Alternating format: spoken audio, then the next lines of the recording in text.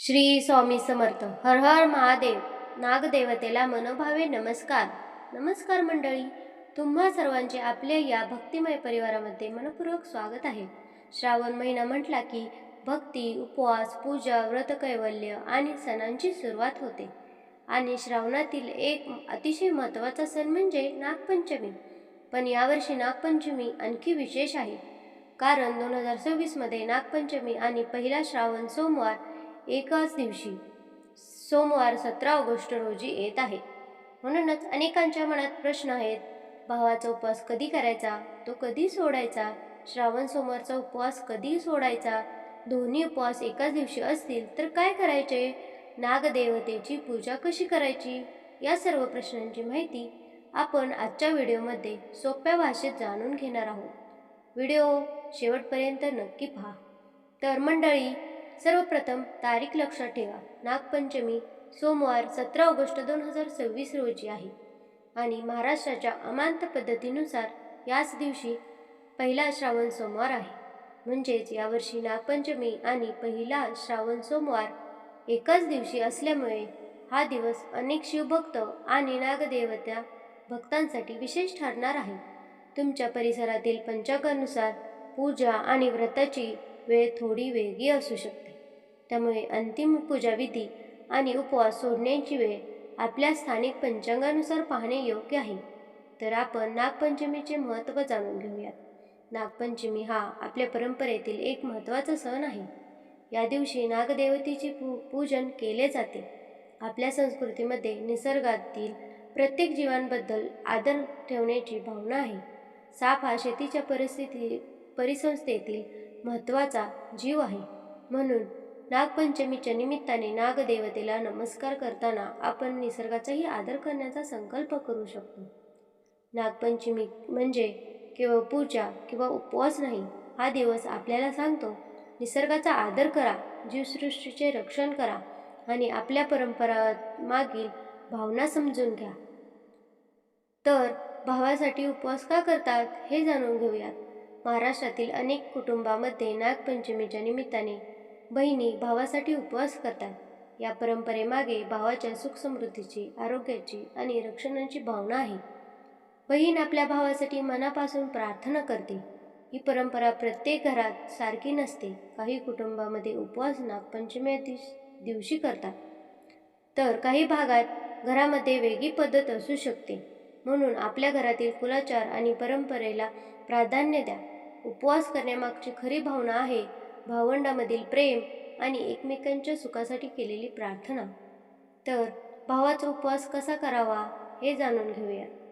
जर तुमच्या घरात भावासाठी नागपंचमीचा उपवास करण्याची परंपरा असेल तर सकाळी उठून स्नान करावे, घर आणि देवघर स्वच्छ करावे, दिवा लावावा, गणपतीचे स्मरण करावे, नागदेवतेला नमस्कार करावा. नागदेवतेचे चित्र किंवा प्रतिमा असल्यास त्याची श्रद्धेने पूजा करता येते. फुले, हळद कुंकू, अक्षता आणि नैवेद्य अर्पण करा. त्यानंतर भावाच्या आरोग्यासाठी आणि सुखासाठी प्रार्थना करावी. उपवासाच्या बाबतीत आपल्या घरची पद्धत पाळावी. काही जण फलाहार करतात, तर काही जणी उपवासाचे पदार्थ घेतात, तर काही जणी निर्जल किंवा पूर्ण उपवास करतात. मात्र प्रत्येकाने आपल्या आरोग्याचा विचार करणे अत्यंत महत्त्वाचे आहे. तर नागदेवतेची पूजा करताना महत्त्वाची काळजी घेणे योग्य आहे. तर एक गोष्ट आवर्जून सांगायची आहे, नागपंचमीच्या दिवशी जिवंत साप पकडून त्याला पूजा किंवा प्रदर्शनासाठी वापरणे टाळा. जिवंत सापाला दूध पाजण्याची पद्धतीही टाळणे सुरक्षित आहे. त्याऐवजी नागदेवतेचे चित्र प्रतिमा किंवा पारंपरिक प्रतीक यांची पूजा करू शकता. आपली भक्ती कोणत्याही प्राण्याला त्रास देणार नाही अशी असावी. भक्तीही राहू द्या आणि जीवदयाही देखील जपा. तर पहिला श्रावण सोमवार आत्ता येतो. सर्वात महत्त्वाचा भाग, तर 17 ऑगस्ट 2026 हा पहिला श्रावण सोमवार आहे. श्रावण सोमवार भगवान शिवाला समर्पित मानला जातो. या दिवशी अनेक भक्त उपवास करतात, शिवलिंगावर जल अर्पण करतात, बेलपत्र अर्पण करतात, ओम नमः शिवाय मंत्राचा जप करतात, मंदिरात जाऊन दर्शन घेतात, काही जण घरीच शिवपूजा करतात. तुमच्या श्रद्धेनुसार आणि घरच्या परंपरेनुसार पूजा करू शकता. नागपंचमी आणि सोमवार एकाच दिवशी असल्यास हा प्रश्न महत्त्वाचा आहे. तरी यावर्षी दोन्ही एकाच दिवशी असल्यामुळे काही जणांना वाटले दोन्ही उपवास कसे करायचे. घाबरण्याची गरज नाही. तुमच्या घरात दोन्ही व्रताची परंपरा असेल तर दोन्हीचे पूजन एकाच दिवशी करता येते. सकाळी स्नान करून देवघरात दिवा लावावा, गणपतीचे स्मरण करा, नागदेवतेची पूजा करा, भावासाठी प्रार्थना करा, त्यानंतर भगवान शिवाची पूजा करा, शिवलिंगावर जल अर्पण करा, बेलपत्र अर्पण करा, ओम नमः शिवाय म्हणत शिवाचे स्मरण करा आणि शेवटी मनापासून प्रार्थना करा. तर भावाचा उपवास कधी सोडावा आत्ता सर्वांना जाणून घ्यायचे आहे. भावाचा उपवास कधी सोडायचा, तर यासाठी एकच वेळ सर्वांसाठी लागू होत नाही. कारण महाराष्ट्रातील वेगवेगळ्या भागात आणि कुटुंबामध्ये वेगवेगळ्या परंपरा आहेत. जर तुमच्या घरात नागपंचमीच्या दिवशी पूजा पूर्ण केल्यानंतर उपवास सोडण्याची पद्धत असेल तर पूजा आणि नैवेद्य झाल्यानंतर घरच्या पद्धतीनुसार उपवास सोडू शकता. काही घरांमध्ये संध्याकाळी उपवास सोडण्याची पद्धत असते, म्हणून तुमच्या घरची परंपरा, स्थानिक पंचांग यांना प्राधान्य द्या. तर श्रावण सोमवारचा उपवास कधी सोडायचा आहे हे जाणून घेऊया. श्रावण सोमवारच्या उपवासाबाबतही वेगवेगळ्या परंपरा आहेत. अनेक भक्त दिवसभर उपवास किंवा फलाहार करून संध्याकाळी शिवपूजा झाल्यानंतर उपवास सोडतात. काही परंपरांमध्ये रात्री भोजन करण्याची पद्धत आहे. म्हणून जर तुम्ही नागपंचमीचा भावासाठी उपवास आणि श्रावण सोमवारचा उपवास दोन्ही करत असाल तर सकाळी नागपूजा करा, त्यानंतर शिवपूजा करा, संध्याकाळी आपल्या घरच्या परंपरेनुसार सोमवारची पूजा पूर्ण करा आणि त्यानंतर उपवास सोडा. मात्र तुमच्या कुटुंबात आणि कुलाचारात वेगवेगळी पद्धत असेल तर तीच पाळावी. तर उपवासात काय खावे हे आपण पाहूया. उपवास करणाऱ्यांनी आपल्या घरच्या पद्धतीनुसार आहार घ्यावा. फळे, दूध, दही किंवा उपवासाचे पदार्थ घेण्याची पद्धत अनेक घरांमध्ये आहे.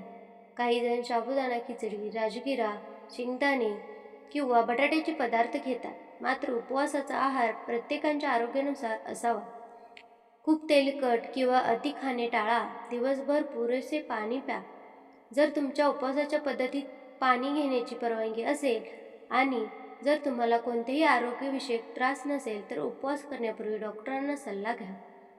उपवासापेक्षा भावना महत्त्वाची. मंडळी, एक गोष्ट लक्षात ठेवा, देवभक्ती म्हणजे स्वतःला त्रास देणे नाही. उपवास हा श्रद्धेचा भाग आहे. जर शरीर साथ देत असेल तर आरोग्याची काळजी घेणे महत्त्वाचे आहे.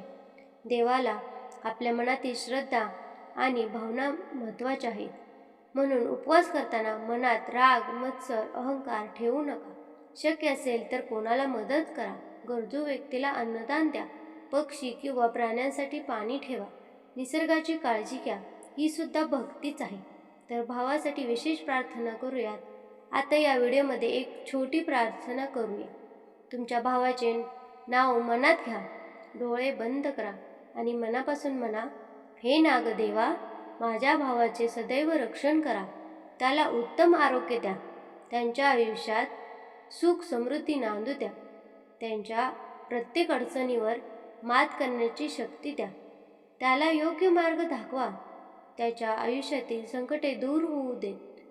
आमच्या भावंडाचे प्रेम कायम राहू दे. आमच्या कुटुंबात आनंद आणि समाधान नांदू दे. श्री नागदेवताय नमः. महादेवाची प्रार्थना आत्ता आपण भगवान शिवाला प्रार्थना करूया. हे भगवान महादेव, या श्रावण महिन्यात आपल्या कुटुंबावर तुमची कृपा राहू द्या. आमच्या मनातील चिंता दूर करा. आम्हाला योग्य मार्ग दाखवा. आमच्या हातून चांगली कर्मे घडू द्या. आमच्या घरात सुख, शांती, समाधान नांदू द्या. त्यांच्या आयुष्यात अडचणी आहेत, त्यांना धैर्य द्या. ज्यांना यश हवे आहे त्यांना योग्य दिशेने प्रयत्न करण्याची बुद्धी द्या. आणि प्रत्येक भक्ताला मनात श्रद्धा कायम ठेवा. ओम नमः शिवाय. हर हर महादेव. तर या नागपंचमीला एक संकल्प करूयात.